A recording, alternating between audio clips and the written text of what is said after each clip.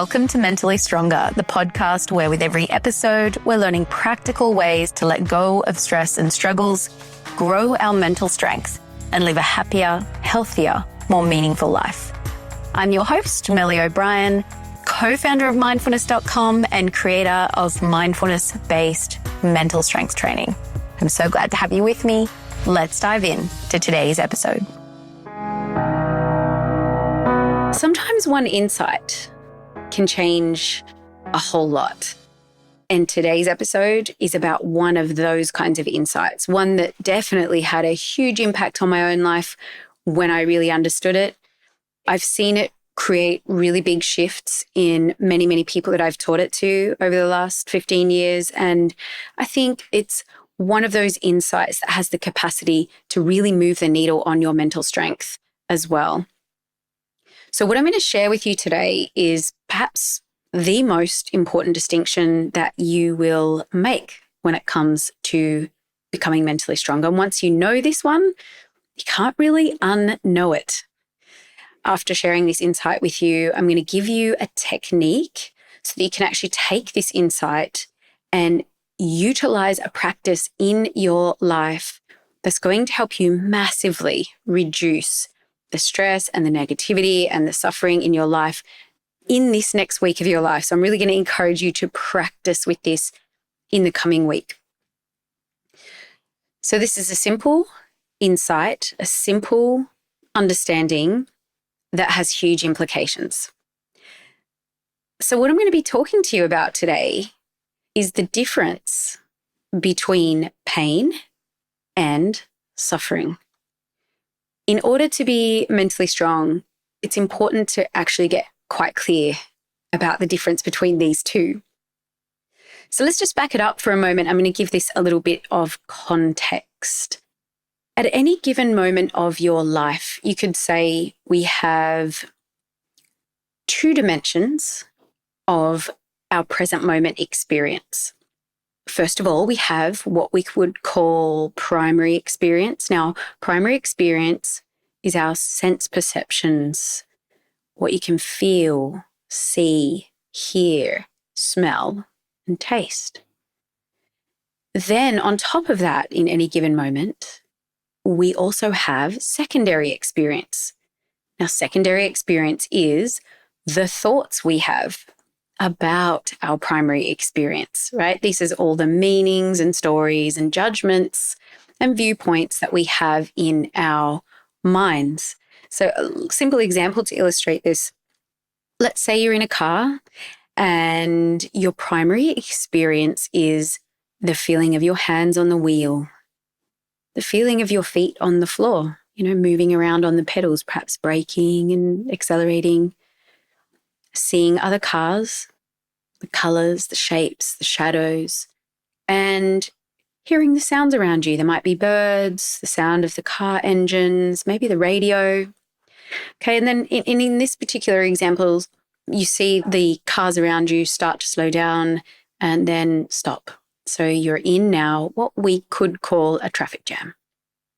That's your primary experience. Now, in a situation like that, what kind of thoughts tend to come in your secondary experience? Right? If you're in a traffic jam, you might have thoughts like, oh my God, if I'm late, my boss is going to get so angry, maybe he'll fire me. Or maybe you have thoughts like, oh, this is horrible. God, I hate traffic jams. Or God, why am I such an idiot? Why did I come this way?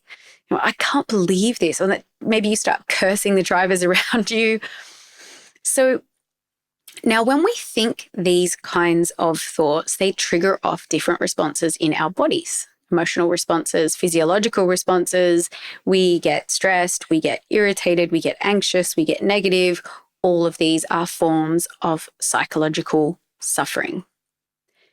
Now, there's an old saying, pain in life is inevitable, but suffering, that is optional.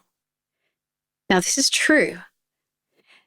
So in our primary experience, we can't help that sometimes unpleasant or painful or unwanted things are going to happen, okay? We can't control everything in life. Traffic jams happen, big lineups happen, long phone, wait on the phone when you're trying to get through to customer service, that happens.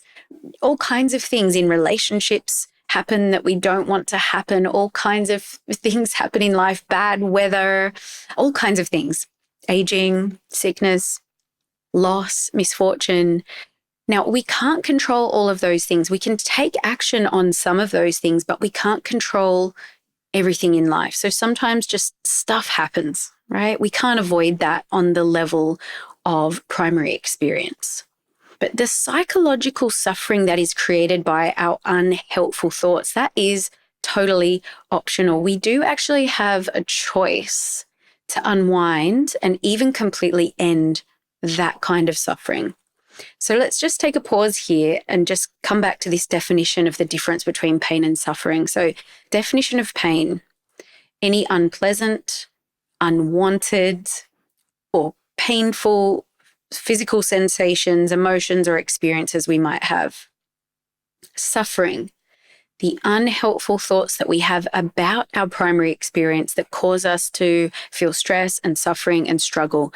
Now, we automatically tend to pile layers of suffering on top of any unpleasant sensation or experience that happens in primary experience, often in a very dense web of reactivity. So, we don't just pile one small bit of suffering on top. We tend to once we get going, we tend to, have one unhelpful thought and then another one and then another one. We rev ourselves up into anger and frustration and irritation. And we can do that all day from one traffic jam, right? It can put you in a bad mood and you're off and running all day.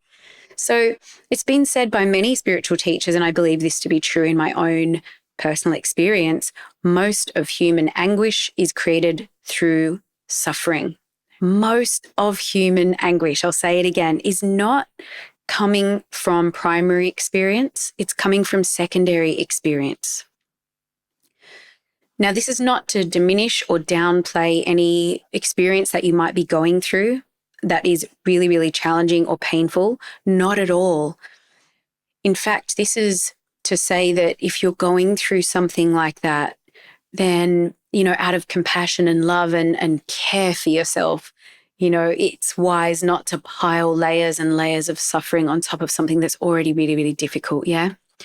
So if we cannot change our circumstances on the level of primary experience, right, then these thoughts that create suffering don't help.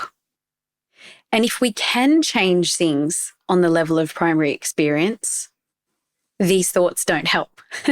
They may pretend to be helpful. In the moment, we often feel like, revving ourselves up with these kinds of thoughts is helpful, but all they do is actually cause inner turmoil. We can take effective action without adding suffering on top. And if we can't take action to change things, then we can accept that fact without adding any suffering. Let me give you an example again. Let's say you're stuck in that traffic jam, right? You can sit there cursing the traffic and saying, to yourself mentally how much you hate it, how stupid you are, and the boss is going to kill you, and revving yourself into anxiety. And then you could finally realize that you can take action. You actually remember an old shortcut and you can go turn the car around and, do that. Or if there's no option, there's traffic all around you, there's nowhere to go, you've thought about all your options and there's nothing to do, you can sit there and wait patiently, maybe listen to a good podcast or listen to some music or wind the windows down and enjoy the view or whatever. You can do that, again, without going into all those layers of psychological suffering, right? And you can, in either case, whether you do something or you don't do something, you'll have a calmer and clearer mind. So how do you actually do this practice of actually letting go? It's one thing to say, okay, suffering is optional, great, you don't need to do this. How do you actually let go of suffering when you find yourself caught up? I'm going to give you a practice to do that. And here's the wonderful thing. Our attention is finite. So if most of your attention is gotten wrapped up in suffering. So you're sitting there and you're really kind of engaged in this mental tirade about how awful your situation is and you're feeling really stressed. One of the best things you can do in that moment is to shift your awareness out of secondary experience, right? Out of the thoughts and being caught up in your head, and just shifting your focus back into your primary experience, right? So if we go back to the traffic jam, let's say you were getting really stressed, you're thinking, stupid traffic, this is horrible, I'm such an idiot. As soon as you notice that you're in suffering, as soon as you notice that, this is not helpful, just bring your focus back to primary experience, connect to your senses. And I'm going to give you a mindfulness practice called the tree practice to give you some support in being able to do this. So this practice is going to help you focus your attention back in primary experience and take you through a process of focusing on 3 things. First thing, you're going to focus on the feeling of your feet against the floor. And you can do this now, just feeling the sensation of your feet against the floor. And now feeling the breath moving in your body. Just feeling that wave-like movement of the breath. And now shifting your focus to 3 things you can see. So looking around in your environment, right now I can see a plant out my window, a microphone in front of me, and I can see my cup of tea beside me. So when you're looking at those things, you're just looking at the colors and the shapes and the shadows and the textures. So you're not thinking about them, just sensing, just looking. So if you're in a traffic jam, you might look at the car in front of you, the cloud in the sky, and the bird on the side of the road, right?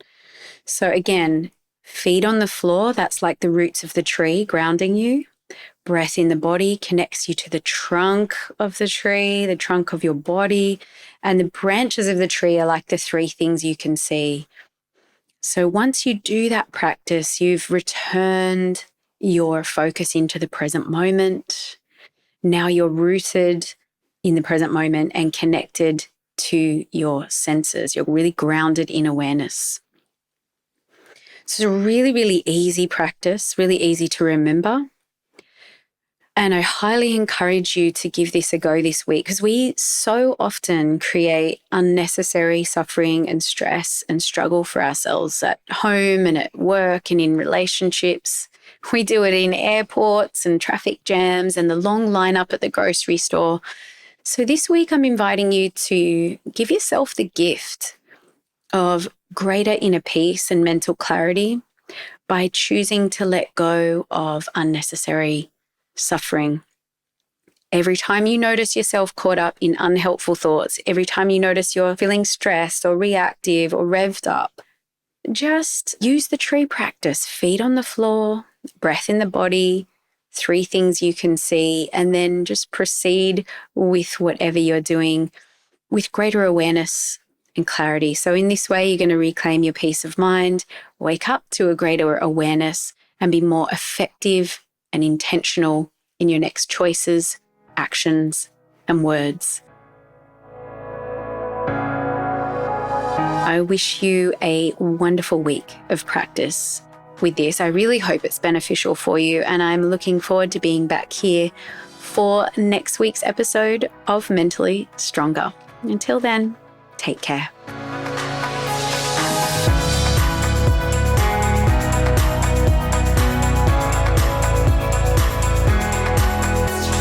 If you know someone who you think might benefit from listening to this episode, share it with them. Sharing it could really help them to feel better and improve the quality of their life. And if you found this episode helpful, remember to subscribe to the podcast so that you can receive more tips on growing your mental strength. And if you'd like some more support in becoming mentally strong, come over to the website and check out the different coaching and training options I have on offer there for you. You can find the links for all of that in the show notes. And thanks again for tuning in. Take care and stay strong.